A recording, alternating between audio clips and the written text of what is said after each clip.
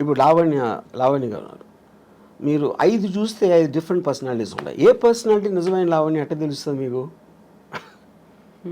You know Raj Tarun ఒకటికి తెలుస్తుంది.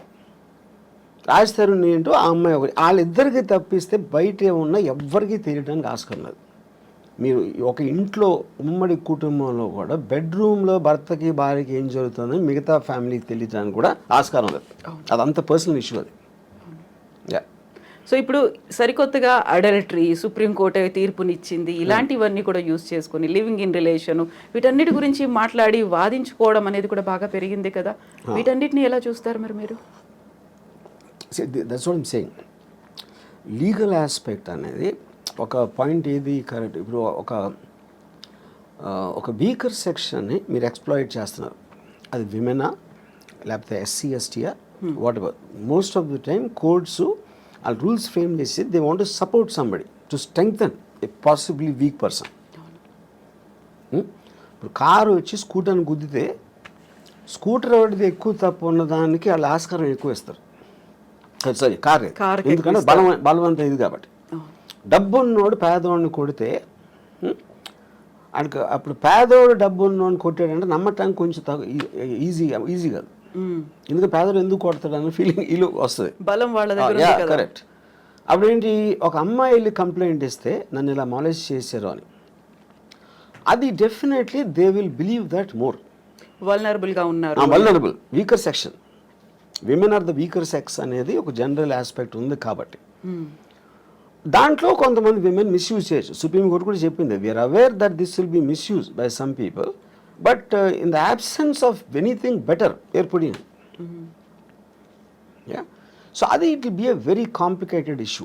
ఎందుకంటే ఇప్పుడు లేటెస్ట్గా వచ్చిన బిఎన్ఎస్ లాస్లో మొత్తం డిజిటల్ ఎవిడెన్స్ ఇది అన్నీ చెప్పినప్పుడు, ఇప్పుడు ఒకడు అంటాడు ఒక అమ్మాయిని నేను పెళ్లి చేసుకోలేదు, ఆ రోజు నిజంగా ఫీల్ అయి ఉండొచ్చు. ఎమోషన్ అనేది it is never a permanent thing. మీకు అప్పుడు ఉన్న మెంటల్ స్టేట్లో ఒక ఫీలింగ్ వస్తుంది, అది వాడికి 2 days అయిపోవచ్చు అది. ఇప్పుడు మీరు అప్పుడు అలా అన్నావు కదా, అన్నందుకే నేను ఆ రోజు నేను ఫిజికల్గా ఇంటిమేట్ అయ్యాను, అది అప్పుడు ఇది మోసం చేసినందుకు వస్తుంది అని అంటే అప్పుడు దానికి ఇంక అంతా ఎక్కడ ఉంటుంది? మీరు ఒక బిజినెస్ డీల్ చేశారు, మీకు ఇన్వెస్ట్ చేస్తాను అని చెప్పాడు ఒకడు నాకు. ఆ తర్వాత 3 రోజులు 4 రోజులు అయ్యాక హీ డింట్.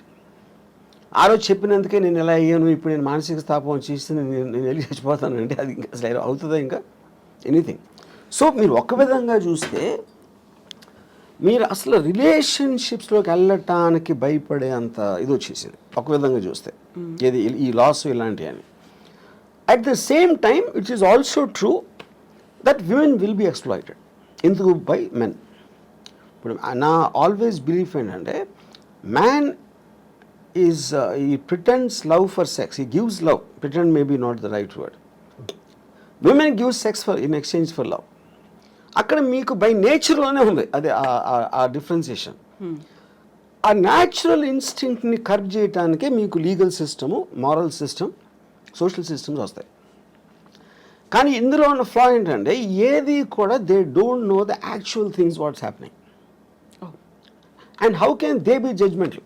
ఇప్పుడు ఈ అమ్మాయికి బోర్ కొడుతుంది, బోర్ కొట్టినందుకు బోర్ కొట్టిందని ఎవడన్నా యాక్సెప్ట్ చేస్తాడు అసలు? అలాంటిది అతనికి ఇంకో ఎఫ్ఐఆర్ ఉంది, నన్ను కొడుతున్నాడు లేకపోతే ఏదో చేస్తున్నాడు అంటే కొంచెం అన్న మీనింగ్ ఉంది. ఈజ్ బోరింగ్ అంటే why should she live her life with boring person? తన ఇష్టం కదా. మనమేమో ఒక సలహా ఇచ్చేసి దానికోసం చేయొద్దు అని మన లైఫ్ అయితే ఆ అమ్మాయి అంతా లైఫ్ అంతా బోర్ కొట్టి చచ్చిపోవాలేంటి? So I think to get into personal emotional spaces is wrong for any kind of a system. అప్పుడేంటి, ఇలా జరుగుతుందని తెలిసిన దానికి మీరు ఎడ్యుకేట్ చేయాలి. మీకు పెళ్లి చేసుకుంటానని చెప్పి తర్వాత చేయకపోతే అది మీరు కన్సిడరేషన్లోకి తీసుకున్నారా అనే ఎడ్యుకేషన్ అనేది most important. So in other words ఏమంటున్నానంటే, ఒక వాట్ డు ఐ సే, ఇప్పుడు మీరు ముందు పెళ్ళి అవ్వక ముందు లేకపోతే సీరియస్ రిలేషన్షిప్ వెళ్ళక ముందు ఇఫ్ యూ టాక్, ఒకవేళ ఇది ఫెయిల్ అయితే, నేను అనుకుని చేయలేకపోతే, మన రిలేషన్షిప్ అనేది బ్రేక్ అయిపోతే ఏంటి అనేది చాలా ఇంపార్టెంట్ క్వశ్చన్ టు డిస్కస్. అది ఎవరు చేయరు, ముందే మాట్లాడుకోవాలి. ముందు చేయరు అది. ఎందుకు చేయరు? అప్పుడు వాళ్ళకున్న మైకంలో అసలు నువ్వు తప్ప నేను లేను అని డ్యూయెట్లు ఊహించుకునే మెంటల్ స్టేట్లో అలాంటి కాన్వర్సేషన్ ఎవరు చేయరు. అది మస్ట్గా ఉండాలి. ఇప్పుడు అగ్రిమెంట్ ఉంది, ఇప్పుడు మీరు నేను కలిసి ఏదో బిజినెస్ పెడుతున్నాం, మన ఇద్దరం ఎంతో క్లోజ్ అయినా అగ్రిమెంట్ ఎందుకు రాసుకుంటున్నాం? టర్మ్స్ అండ్ కండిషన్స్ మనం కొన్ని గ్రాంటెడ్గా నేను ఓరల్గా చెప్పు, లేకపోతే రాము అలా చేయలే, కవిత గారు అలా చేయర్లే అని నేను మైండ్లో అనుకున్న దానికి అన్ని పేపర్ మీద పెట్టడానికి ఉన్న difference. That is why agreement చేస్తారు. అప్పుడు అగ్రిమెంట్ అనేది బిజినెస్లోనే కాకుండా it's also been emotional complex. ఎందుకంటే ఇన్స్టిట్యూషన్ అనేది మనకి మ్యారేజ్ ఇన్స్టిట్యూషన్ ఆర్టిఫిషియల్గా వచ్చింది. That is not natural. Anything which came out of an artificial sense of a certain system you should have an agreement. అప్పుడు ఏమంటారు దాన్ని, బ్రీచ్ ఆఫ్ కాంట్రాక్ట్లో ఏ టర్మ్స్లో అయితే నేను ఇక్కడి నుంచి వెళ్ళిపోతాను, ఇవి నేను అనుకుని ఇవి జరగకపోతే, లేకపోతే ఇలా జరిగితే వీటన్నిటిలోంచి మాత్రం I will be free to come out అనేది మీరు ముందు మాట్లాడారనుకోండి, అప్పుడు ఆస్పెక్ట్లో అసలు యాక్చువల్గా ఆ మ్యారేజ్ ఎగ్జిస్ట్ అవ్వడానికి ఎక్కువ ఛాన్స్ ఉంది. ఎందుకంటే మీ ఎక్స్చేంజ్ ఆఫ్ థాట్స్ ఎక్కువ ఉంది. ఇప్పుడేంటి, మీరు అనుకుంటున్నారు అలా చేయడు, తను అలా చేయదు, నమ్మకం నా కోసం ఏమైనా చేసేస్తుంది అని ఆ నమ్మకాన్ని మీరు ఊహిస్తున్నారు. నాకు ఒక సినిమాలో ఒక టెరిఫిక్ డైలాగ్ ఉంది. అడు why did you and mom separate అని కొడుకు అడుగుతాడు. అంటే అంటాడు, we just drew pictures of each other in our minds and we got to know the reality only after the marriage అంటాడు.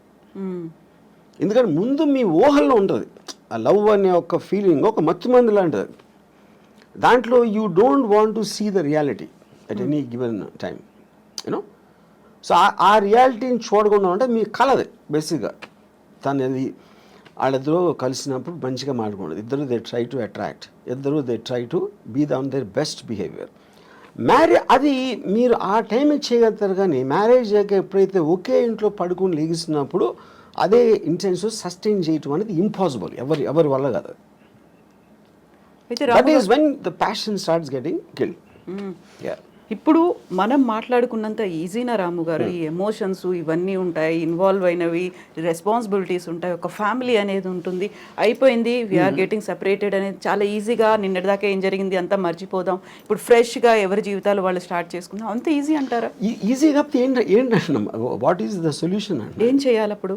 ఏం ఇడిపోతుంది. ఇంక ఫస్ట్ ఆఫ్ ఆల్ బయట వాళ్ళు సలహాలు ఇస్తారు, మన ఫ్యామిలీ ఇది అలా కాదురా, ఇందాక చెప్పాను కదా, ఆ సలహాలు ఇచ్చేవాళ్ళు దగ్గర ఆడికి నోరు ఉంది కాబట్టి ఇస్తున్నాడు, వాడు అనుభవించట్లా. అనుభవించేది వీళ్ళిద్దరే. ఈ ఇద్దరిలో కూడా ఒకళ్ళే ఉండొచ్చు కూడా, ఈవెన్ దెన్. సో ఇక్కడ this whole thing is a war between an individuals freedom and living for others, compromising for others. ఇప్పుడు ఆ కాంప్రమైజ్లో మీరు తప్పైనా, ఇప్పుడు సపోజ్ నన్ను ఒక ఫిజికల్గా మీరు ఫోర్స్ చేయొచ్చు, అంటే ఒక ఉమెన్ క్యాన్ ఫోర్స్ మీ, ఒక వైఫ్. కానీ వాడికి అమ్మాయి మీద ఫీలింగ్ లేకపోతే అప్పుడు ఇంకా అసలు ఉండి కూడా లాభం ఏంటంటున్నా. The whole idea is about affection, intimacy, relationship. ఆ రిలేషన్షిప్ వాడి మైండ్లోనో ఈ అమ్మాయి మైండ్లోనో కట్ అయిపోయినప్పుడు ఇంక ఉండి కూడా లాభం ఏంటంటున్నా. So that defeats the very purpose of the institution. ఎందుకు కంటిన్యూ చేయాలి? అయితే ఇప్పుడు వీటన్నిటికంటే కూడా సరికొత్త వాదన ఏంటంటే, ఈ ఎమోషన్స్, ఫ్యామిలీ బాండ్, పర్సనాలిటీ, వాళ్ళ ఐడియాలజీ, వీటన్నిటికంటే పెళ్లి చేసుకునే టైంలో చూడాల్సినటువంటి ముహూర్తం ప్రాపర్గా చూడలేదు కాబట్టి విడిపోతున్నారు అనేటువంటి వాదన. కరెక్ట్ ముహూర్తం కనుక చూసి ఉంటే వీళ్ళు అలా కలకాలం కలిసి ఉంటారు, గొడవలు లేకుండా ఉంటాయి అనేది, అక్కడ ఏది దేన్ని ఓవర్లాప్ చేస్తుంది అసలు? కానీ నేను అదే చెప్పాను, దట్ ఈస్ సూపర్స్టిషన్ థింగ్. అది ఒక ఆల్మోస్ట్ నో సైంటిఫిక్ బ్యాకింగ్. అంటే చెప్పాను, దెయ్యాలు నమ్మటం, ముహూర్తాలు నమ్మటం, దేవుడిని, ఆయన కూడా సేమ్ కేటగిరీ. అది ఈచ్ పర్సన్స్ ఇండివిజువల్ ఆస్పెక్ట్. అది. సో మీరు ఎప్పుడైనా మీ సినిమాకి ఒక ముహూర్తం చూడాలి అంటే, ఇప్పుడు రాము కాదు, ఎర్లియర్ డేస్లో రాము? నేను I never believed in God, I never believed in anything that. నేను చేస్తాను, ఇప్పుడు చేస్తాను. ఇప్పుడు కర్ణాచారి అని ఒక సీనియర్ కార్పెంటర్ ఏదో సెట్ వేసాడు, ఏదో గోవిందా సినిమా గుర్తున్నావు. He wanted me to come and do some కొబ్బరికాయ. అది ఎవరి కోసం? ఈయన కోసం. Bhatti Karnacharya, I very respect him very much, was my father's friend. ఆయన అడిగారు కాబట్టి ఆయన కోసం అలా చేస్తాను. But I don't feel it.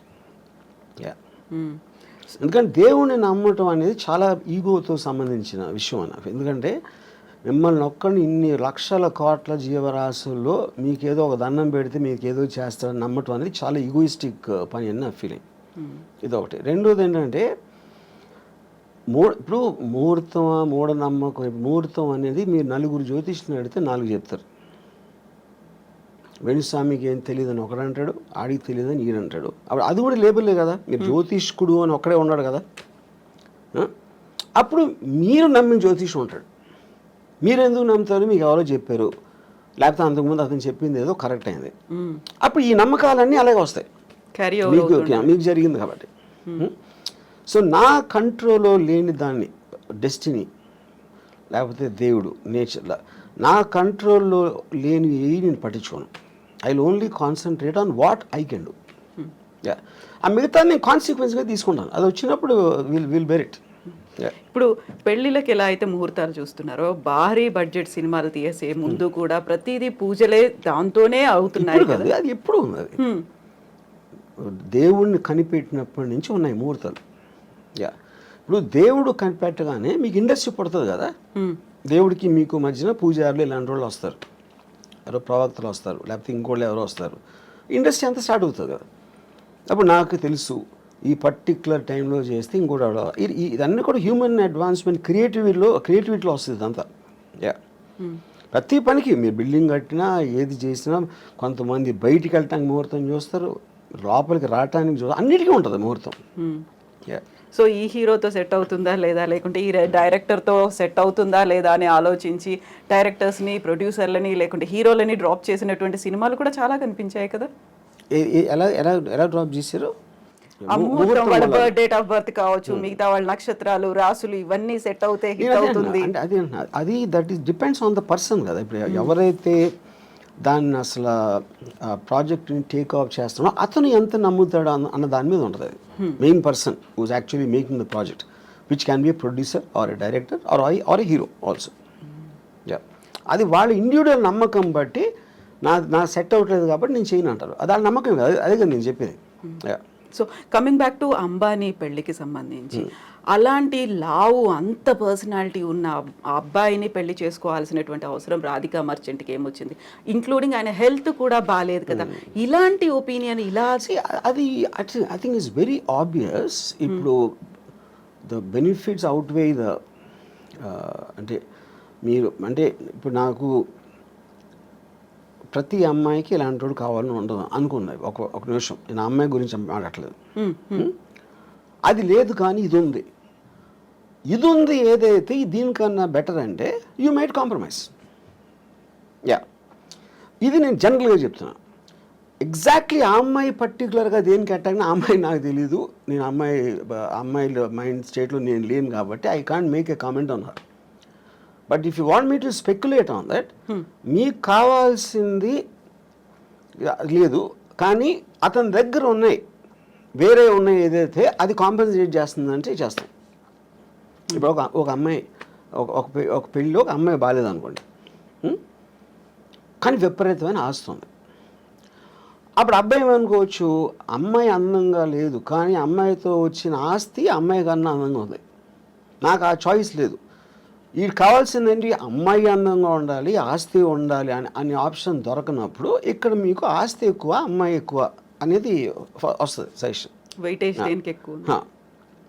తర్వాత దానికోసం ఆడు అదేంటి అమ్మాయి అందాన్ని సాక్రిఫైస్ చేసి ఆస్తి అనుభవిద్దాం అనుకోవచ్చు, లేకపోతే ఇంట్లో ఉంచి నేను వేరే అమ్మాయిలతో ఉంటాను అని ఆడు ఇంకో ప్లాన్ చేసుకోవచ్చు, రకరకాలు ఏదైనా అవ్వచ్చు. But the point is all of us we will choose the options available to us. ఒక పేద ఇంటి అందమైన అమ్మాయి భార్యగా కావాలా, లేకపోతే చాలా రిచ్ పర్సన్ అందం లేని అమ్మాయి కావాలా అనేది అప్పుడు మీరు దేనికి ఎక్కువ వాల్యూ ఇస్తారనే దాని మీద ఆ ఇండివిజువల్ మీద డిపెండ్ అవుతుంది.